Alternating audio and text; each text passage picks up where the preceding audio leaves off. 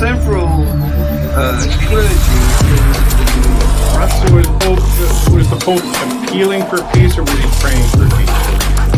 And the same applies to the Kaliningrad. Yeah, that's a good question. So what do you have to say about that, guys?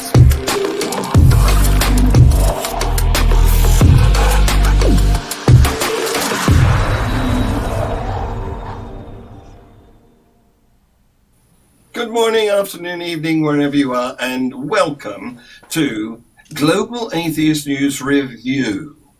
Now, first of all, I've got to send the apologies and best wishes from Tercia. Poor girl's got a migraine and has given her apologies for not being able to attend this panel meeting. But this is where I have opinionated people who give their views on the news. And today we have Dread Pirate Higgs. Ahoy there. Ahoy from Pastaland. He's in British Columbia, way over in the west of Canada. We have Dr. Ty Wells from... You tell us, Ty, where are you? We just did this twice, and you've already forgot? Okay, so that's where you're from. We've got Frank Lovell, who's in Kentucky. Welcome, Frank. Very, very close to Ty. Yes, indeed. He's in the state below Kentucky. Yes, he's across the border, isn't he? Yeah. And we've got another American who is actually resident in this country right now. That's right. David has come over from America to attend the Humanist International Convention, which has been going on in Glasgow. But he's now moved down to a hotel in London. Yeah. And he and I are going to meet up with the vice president, because David is the new president of Atheist Alliance International, and we're going to make a podcast with Bill Flavelle, the VP. So I'm looking forward to that. That's going to happen on Tuesday. So am I. It's we have a great story to tell, so that'll be great. Absolutely, yes, indeed. Right, plunging straight into the news. The first item this week is from Nigeria, where 31 people died in a crush in the southern city of Port Harcourt. The church was called the King's Assembly Church, and they were handing out food to the poor, some of whom had waited all night to get their handout of food. And the police claim that the crowd became tumultuous and uncontrollable, and the organizers failed to calm the situation. Unfortunately, many of those who died were women and children. What's your reaction to that, guys? Well, I guess lots of people will be praying for them. Yeah. Yeah. Well, as I mentioned before, it reminds me of those stories in the States when they have those sales during Christmas and they only have a few items and people rush in at 6 a.m. and then, in the name of love and brotherhood, crush the trachea of fellow shoppers. Yeah. Yeah. God certainly wasn't saving them. Well, Dr. Ty had made some good points about security and exit control and having a plan. Right. And so that because what always happens, and as a former firefighter, the whole idea in any kind of situation like that is you want to have a plan so that you don't panic, and that's principally what happens, and that's the organizers too. Once they see once they see it hitting the fan, they just lose control and they don't know how to get it back. Yeah. So that's, I think, a big part of it. And those are the words of his security man. Right. Yeah, absolutely. Yeah. Dread Pirate. Captain and a fireman. Yes. I'll throw this out. Loss of life is always tragedy, or is always tragic, and especially on a scale like this. And I don't fault any church that's willing to make the best effort to provide, services to people who are in need. Right. I think the main learning lesson that we can take from this, so that it doesn't happen again, is that you can continue to be good, but do so with a safety plan first in mind. Safety is always number one, and especially when you're dealing with large masses of people who are desperate, who need things that you are offering at low cost, essentially. You want to anticipate. you want to anticipate that kind of scenario. Yeah. And I out of fear of not being flippant, it's the idea of the charity that you are providing is great and can also be done by secular organizations. So secular organizations need to learn from this too. But the principles of safety aren't necessarily inherent in the goodwill or the good intentions or the heavenly purposing of the work that you're doing. You still have to think about the fact that you're working with human beings who are desperate, who are being moved to a singular location. Yeah. And that comes with threats and risks. And you got to do whatever you can to mitigate that. And a lot of them are best taught in a secular mindset of what's human condition, what are the things that are inherently dangerous to people when they're around other desperate people, and what can we do to resolve that? And the good thing is we already know those rules, we know those principles, and so let's take this as a learning lesson so that at least it doesn't happen as often. But I do applaud anyone who's willing to help out those in need. Absolutely. You have to be. It's about being pragmatic and practical. Yep. Those are two very important points. Just get your act together before you start a stampede. Indeed. Right. So- When we say humans individually are wonderful, once they get into groups, it becomes That's and where if they're a ideology- mob, and if it's a mob, Yeah. the outcome is never pretty. No, indeed.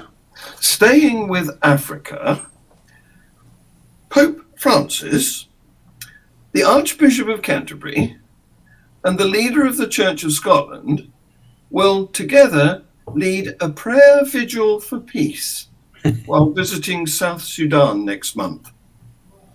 So, Well, we know how that's going to go.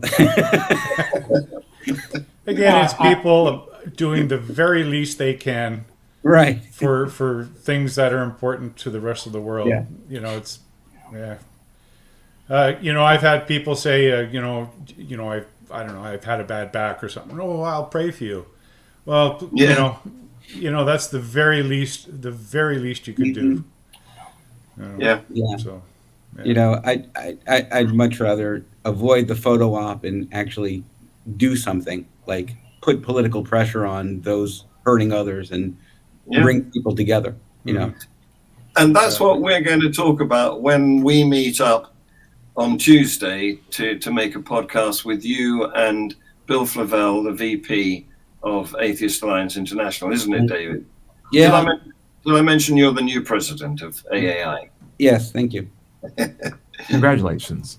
Thank you. congrats. It's quite an honor, actually. I'm very pleased. Absolutely. There's a lot to do, a lot of good stuff out there. In fact, just 2 days ago, the AAI had a huge win. There was an African young man who was placed into custody and was in custody for 8 months on the charge of disrupting the calm, so to speak. But he was an atheist who called into question the reality of God or the lack thereof, and that got him arrested. And we were able to get him out of jail after 8 Good months. for you. Excellent news. Yeah, great. Okay. So, moving over to Israel, that hotbed of dispute that's been rumbling on for 2,000 years. We've had a march by thousands of flag-waving Israelis who have gone through the Muslim area of East Jerusalem's Old City in an event which, unsurprisingly, was seen as highly provocative by the Palestinians. In fact, the Palestinian presidency said that Israel was playing with fire. And the march was to celebrate Israel's capture of East Jerusalem in the 1967 war. Now, of course, what's going on here is that Israel regards the whole of Jerusalem as its capital. Most countries reject that, except, thanks to Donald Trump, the USA. Meanwhile, the Palestinians claim that the Israeli-occupied eastern part of Jerusalem is the capital of their future state, which is, Palestine, I guess. But that, of course, is ruled out by Israel. And so any political displays, marching, flag waving, etc., by either side are viewed by the other as direct challenges. Mhm. What do you think of that, guys? Well, that's really par for the course, isn't it? Frank? I fear it is all too common with a lot of decisions made there. I think what they're doing is they're violating the 11th commandment, which is lost. The lost 11th commandment, which is, rubbeth not your religion in your neighbor's faces. Mm. I mean, Yeah. that's really a huge provocation, and I can't imagine why they did that. You know, I mean, And they really did do it. I mean, listen to this. Some of the marchers shouted, "Death to Arabs," and "May your village burn." Oh my goodness. this is acting like their enemy. I mean, I just don't get it. Yeah. You know, and if I may make a point, you know, as a pastafarian, I've met with lots of challenges from government agencies who claim that we're just a mock religion and that we mock other people and their beliefs and whatnot, which is not the case, really. But that being said, there is something fundamental to the freedom of religious expression, and that is the right to offend. As a pastafarian, if you don't like what I have to say, well, you don't have to listen to it. But it doesn't mean I can't speak my mind about the impact of people's beliefs on government policy or their impact on my freedom to religious expression. The right to offend is pretty fundamental. So that's my opinion. Definitely a human right to free speech. But of course, I mean, you can overstep that. You know, as in this case, in all likelihood is like if you're actively provoking the other side or walking through their neighborhoods and making fun of them, that's taking it a bit far, right? It's a human responsibility to wisely use your freedom of expression. You know, to yes. think through. Is what I'm about to say going to accomplish something good? Yes. You know, or just make me feel good at the expense of others. Right. Know when to bite your tongue. Yeah. Well, you know, it's interesting because while I never want to paint any group as monolithic, you do have in that area, groups like Jewish Voice for Peace that actually works with the Palestinians. Yeah. So there are peace groups in that tinderbox that has been a tinderbox since the Crusades. Yep. If not before, working. But, as someone who is a former member of the chosen people, right, you always have to go back to the question of, well, what did God choose you for? Suffering. If the choice, did God put you, if you're religious, which I'm an atheist, you would think that God would put you on the earth to be a voice for or a vessel for peace. Whoa. Definitely not the biblical God, though, right? Yeah, right. Because Exactly. I came here to be a sword. Yeah, but I mean, there are some really good groups, like I said, like Jewish Voice for Peace and some others that are sensitive and are working across the aisle. But you've got fanatics, and whether they're Arab fanatics or Jewish fanatics or evangelical fanatics are fanatics. They're not going to listen to reason. They're not going to try to find a comfortable space to actually have a conversation about peace. No, I don't know. The biblical God is not exactly a good role model. Right. Exactly. I know the conflict over there is particularly hard to parse if you've never been there or if you're an American, can't point to it in a map, right? But Right. if I were to make an example, I was trying to get gas this week, right? And there was a couple in front of me who was in front of the line getting our gas. And then the man finished putting in the gas. He put the gun pistol dispenser back, and he was walking around to his front of his car. And the wife sticks her hand out, and she's like, "Did you remember to close the gas cap?" And he said, "Linda, I closed the gas cap." And she's like, "Check the gas cap." He's like, "I'm not checking it. I just closed the gas cap." And then before he was able to get in the car, he had to walk around to the other side of the car and look at the gas cap. And guess what? It was closed. And in my head, I was thinking, that argument is not about the gas cap. Right. There is so many more things going on beyond that. And it's a lot easier for us to be like, Jerusalem, it's more sand. It's just more sand in a place. Why are you guys arguing with each other? It ain't about the sand. Yeah. Right. Yeah, This goes well beyond that. Right. There's definitely some previous going on there. Yeah. Yeah. So all of this is going on. It's posturing, it's ego, it's blood. There's a lot of violence. There's a lot of stuff going on here. So we can't just take a snapshot of the incident that we see. We have to realize that there's a muddled history going on here, and any sort of recourse is going to take a lot of empathy to get around. Yeah, it's not going to be an easy problem to solve. Well, and this is something that really has to start working through the younger people. Yes, it has to be because cultural. This intolerance, I think, is, just as we were seeing sort of a decrease or an increase in irreligiosity around the world, that as young people increasingly become irreligious, that maybe these tensions which are faith-based primarily, can be alleviated through reason and a common goal and a common humanity. Yeah, I often say I blame the teachers because I used to be one, so I can say that. But it is an education problem. You've got big. It's also one on. It's a cultural one based also on perspective. And there's a weird thing about perspective. It's called that little warning they put on rearview mirrors. I don't know if it's in England as well, but it's objects in rearview mirror are closer than they appear. Right. Same thing can be said for timelines, right? And the thing is, you have to drive far enough without another incident happening for those things to shrink even further. But if it just keeps going on, all those bad intentions, those bad sentiments, they stay large in the rearview mirror. Mm-hmm. And we need to give ourselves a generation of time to breathe from that. That is so true because, of course, we had effective wars between the Protestants and the Catholics here in the UK.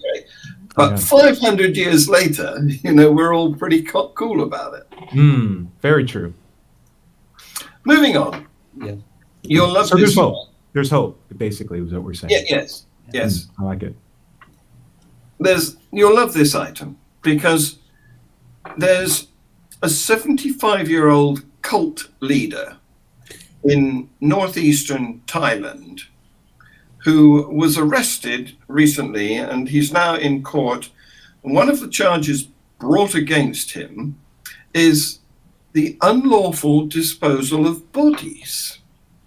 Apparently, the local authorities discovered at least 11 corpses on the property of this cult leader, and police determined that they were the bodies of his former followers. And he still had at least 12 people living with him. But listen to this.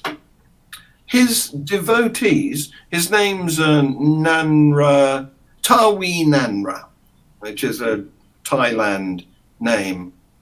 His devotees believed that the leader's urine, mucus, even his excrement could cure disease and would regularly consume them.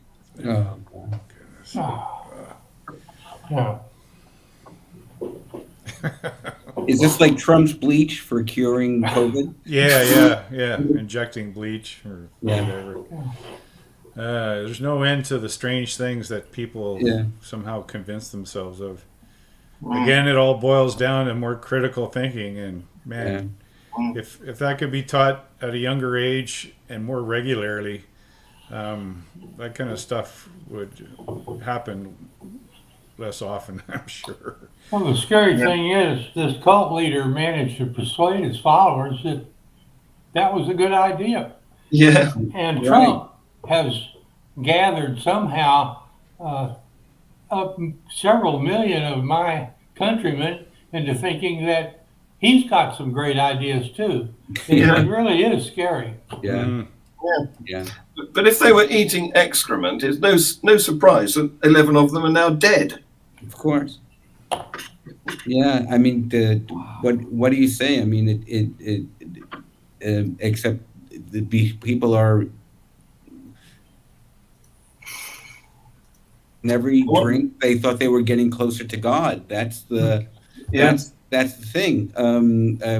When you're so deep in it, and you talk to people who've been in cults, mild ones to obviously like these, and it's like they believe to every fiber of their being that what they are doing in the time that they are doing it serves a divine purpose. Mm-hmm. Like these people who kill themselves and think they're going up on a spaceship. You know, I mean, there's no you can't reason. There's no element. There's no entree for reason in something like that. You have to literally deprogram.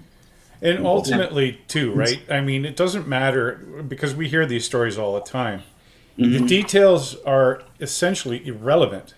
Mm-hmm. And you could take a person from the spaceship cult and tell them the details of this cult, and they would show their faces of disgust, right, and vice versa. Right. I mean, those people are crazy. Exactly. Yeah, those people are crazy, but what I'm doing is perfectly reasonable. Mm-hmm. So it's way more fundamental than any details that we could kind of grimace at. Yeah. So I got a degree in biochemistry. And so the weird thing that I'm thinking about is we have a guy who's making excrement that people are consuming as a cure for what they believe is diseases through this, holy man. But on the flips and on the flip side, people are aghast when they hear that story. Yet 50% of those people believe that there was once upon a time a snake that gave dietary advice to nudists, right? And when you think about it, it's like at least the excrement is something that you can hold. Like I can have a fist full of that, and it might fix something. It might, but there ain't no way a snake is talking from my academic pursuits. I can tell you that's not possible.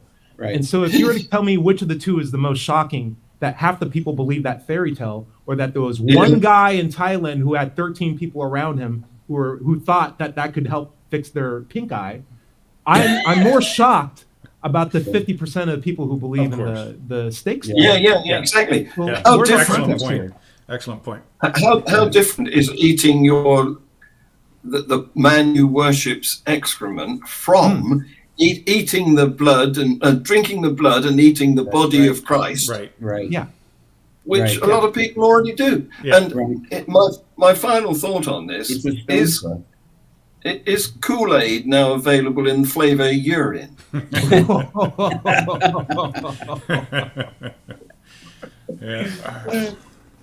Is that a chocolate bar floating in the pool? I just hope this doesn't give the folks that watch this on YouTube later any thoughts like, hey, now there's a good idea. Yeah.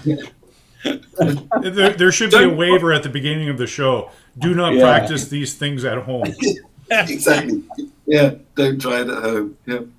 So we're coming to the States now because you may or may not be aware, you Americans, because and one Canadian. I normally have a mixture of people from around the world on my panel, but last time I checked, Canada is also North America. But okay, that's totally fine. Yeah. You try telling Canadians that they're also USA members and see how far that gets. You tell a Canadian who's American that they're not American, they get upset about that too. So it's all based on who you go to. Yes. So anyway, you may or may not know that there's an election coming up for the governorship of Oklahoma, and one of the Republican candidates, I don't know if you are aware, but Governor Stitt has recently enacted very stringent laws against abortion, which is happening around the US at the moment, isn't it? Oh, and I want to give a plug for my next week's Free Thought Hour show, because I have an ethicist coming, Blay Whitby, and he and I will discuss abortion as one of the issues of the day that we need to come to some sort of ethical agreement about. Anyway, getting back to this story, this candidate Republican Mark Sherwood, says he's going to be even more strict against not only abortion but also contraception, because he believes that life, listen to this, begins in God before it begins at conception. Oh, God. Prove it. Right. You're stunned. You're stunned, aren't you? No, it's Speechless. Yes. yeah. Yeah, this is the culmination of 40 years of deliberate action by the religious right and to really swallow the beast and take the body politic and move it to a religious state. And it's very, very sad. I mean, I'm fortunate. I live in New York City, so there's New York, and then there's the rest of America. in many cases. Well, tell that to the Californians. Yeah, well, I mean, you've got both. California has a Republican governor, though. So Yeah. But the scary thing is that Roe v. Wade is on the docket, and and there are probably about 19 Republican governors who say the minute Roe is struck down, if it is struck down by the Supreme Court, which looks like it will, they will enact the strict anti-abortion laws, and thereby making what is 50 years of legality illegal. And the question I have is, where does it end? Because you know there are a lot of other things on the docket, like who you can love, gay rights, and and all these other things. And so, I don't want to be like Henny Penny and say the sky is falling. You can definitely see the writing on the wall here that this is a very religiously conservative agenda that is being played out now. It is not a secular democratic agenda for the population. Yeah. And we do have the religious wrong to thank for that. Yeah. At least that's what I call them every chance I get. Yes. The religious wrong. Yeah. Yeah. The opposite of religious right. Yeah. Well, you won't be surprised to hear that this candidate, Mark Sherwood, is an alternative medicine practitioner. No, I wouldn't be surprised to hear that at all. And he was adopted, and he says that God wanted his mother to be raped, and that's why he contends that every birth, every life is pre-planned by God. An inch or two later, and he's eating somebody's shit. Yeah, right. Yes. Yeah. An inch down the road, and he's doing the same thing. Yeah. And I'd love to hear his views on evolution, but I think or natural selection, but I think I already know them. Well, yes. You know what they call alternative medicine that works?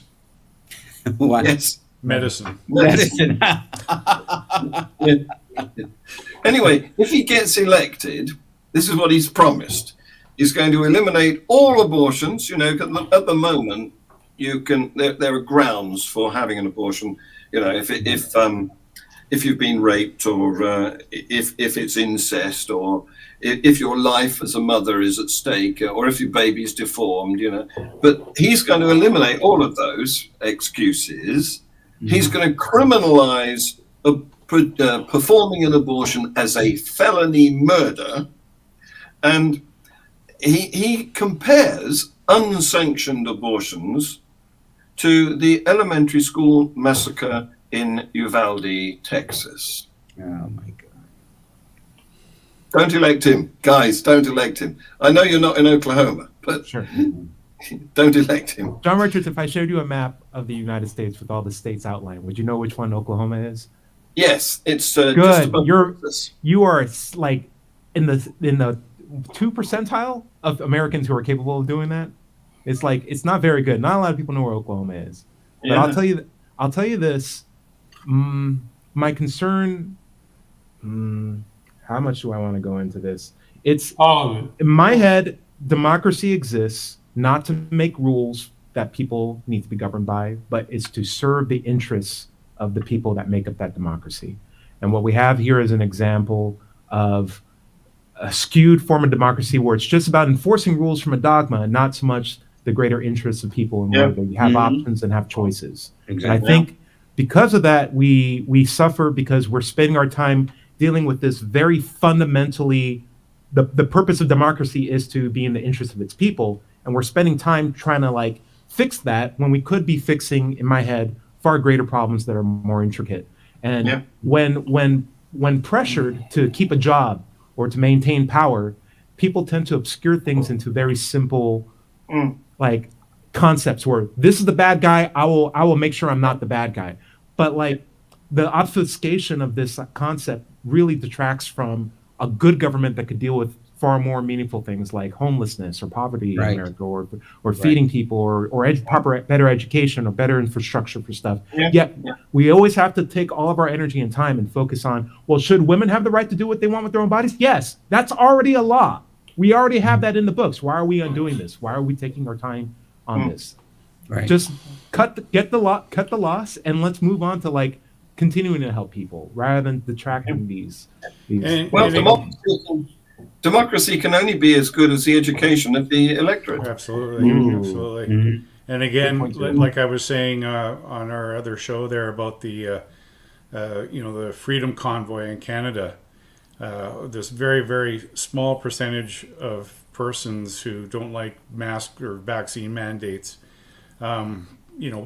depriving people of their freedom and just making a bunch of noise because they figure that, despite their numbers, that as loud as they can be, that makes them important and have a worthy message, which doesn't work that way to me.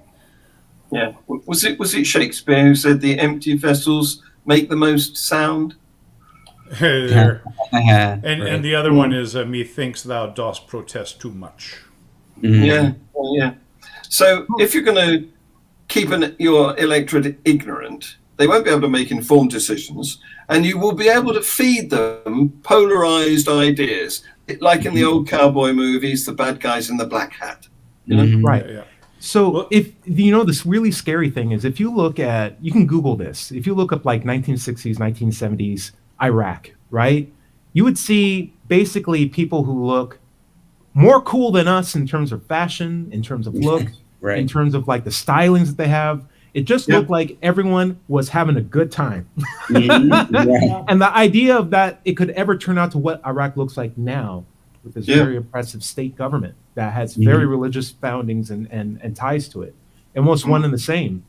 It should be an example that this could happen to anybody, and we could very well be on a timeline that's similar to that, unless if we are willing to take, meaningful protections of this, world that we live in. Over here, we were worried last January when you had that insurrection at the White House. Oh, yeah. Thought, you could be the next drug. Yeah. Okay, on that bleak note, I'm going to move to David City, New York. Yeah, right. Where New York. Yeah, last Thursday, between 6:30 and 4 p.m. on Saturday, St. Augustine's Roman Catholic Church in Brooklyn's Park Slope neighborhood. I used to live there. I know it well. Yeah. It's known as the Notre Dame of that zone, I think. Anyway, it was broken into, and a $2 million gold relic was removed, stolen. It's a tabernacle. I thought that was more of a Jewish thing than a Roman Catholic thing, but anyway. And the statue of an angel had its head chopped off. Ooh. So this has been described by the Diocese of Brooklyn as a brazen crime of disrespect and hate. The church wasn't open. It was closed for construction at the time, and there were security cameras in operation, but the recordings were stolen too. So what do you Inside job. Yeah. Let me just say, I was probably on an airplane going to London, so I was not involved with it. Yeah. That kind of behavior is inexcusable, Yeah. regardless of what your thoughts about religion are. It Right. doesn't make you it doesn't justify that kind of behavior at all. It goes back to education is the way to change people's minds, not bully them, not break their stuff, and it's ridiculous. Yeah, well, theft is theft, wherever the victim is and whatever organization they belong to. But listen to what the pastor, I would have called him a priest, but anyway, this item designates him a pastor, the pastor of St. Augustine Church. He's said, to know that a burglar entered the most sacred space of our beautiful church and took great pains to cut into a security system is a heinous act of disrespect.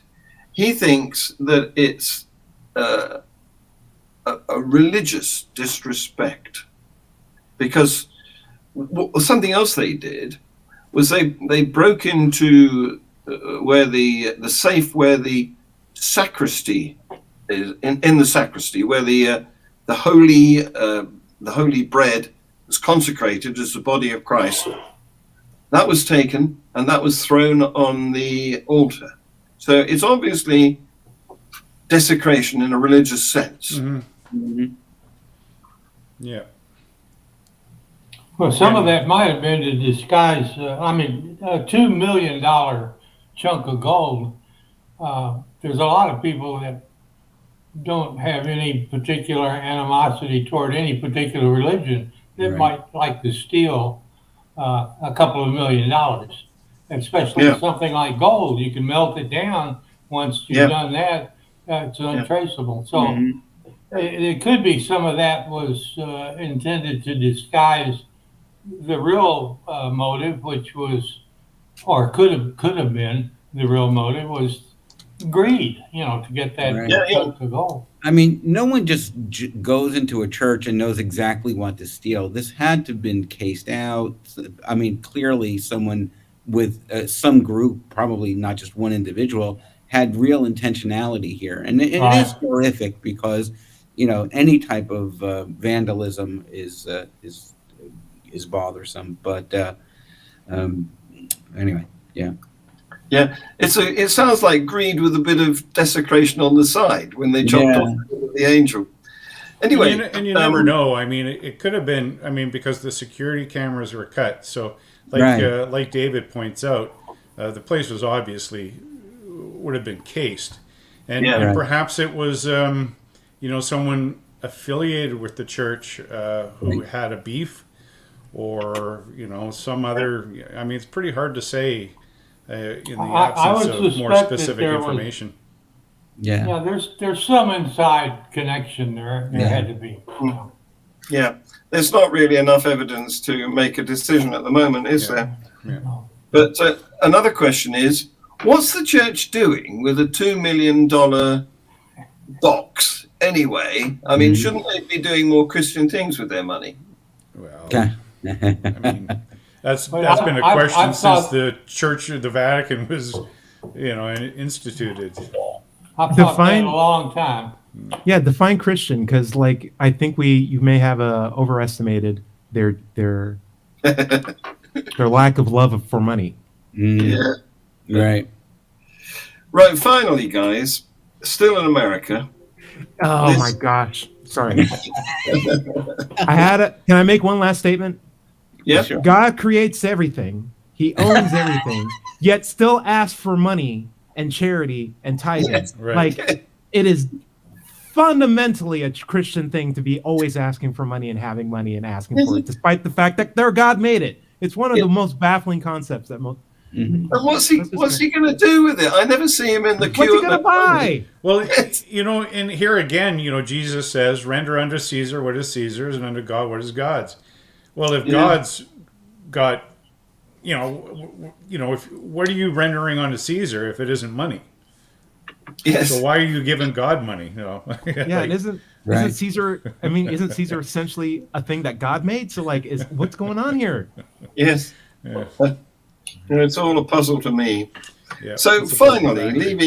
leaving where were we? New York, and going to the Amy's Cornerstone Church. I think this is in Iowa, which is, if you want to know where that is, it's more or less in the center, but up a bit, getting nearer to the lakes. So north of Oklahoma. Yeah, north of Oklahoma, exactly. Yeah. We're good at geography, aren't we? Eh? Hey, you guys are better than me. So anyway, there was a shooting.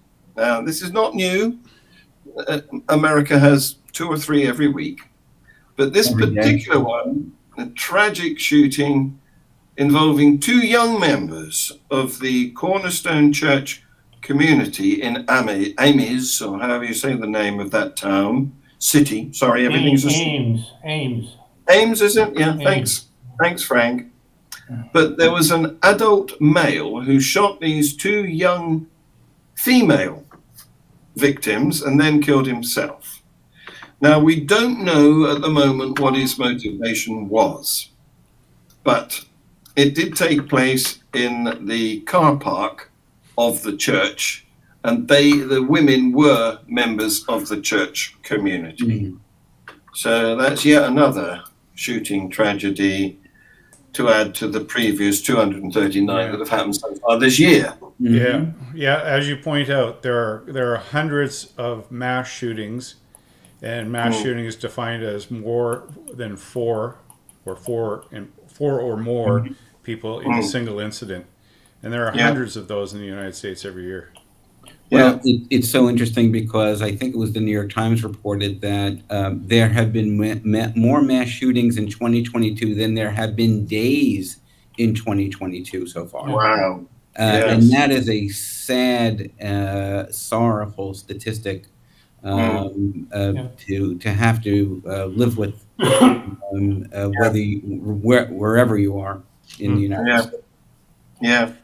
Well, we don't really want to get too political, but in the last 30 years, the mass shooting events in the UK has averaged 1 every decade.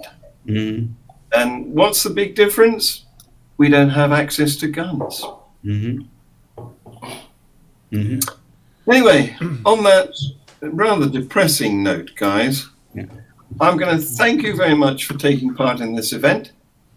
And ask you I'm going to thank our audience, Sue, for watching in the future when it becomes a podcast as well. And I'm going to play the outro. All right. Thanks, everyone. Good seeing you all. Thank you for inviting me. Thank you for coming, guys. Right. Wouldn't be a show without you. Thank you. Bye-bye. Bye. Several clergy Russia was the Pope appealing for peace, or was he praying for peace? And the same applies to the Kaliningrad. Yeah, that's a good question. So what do you have to say about that guy?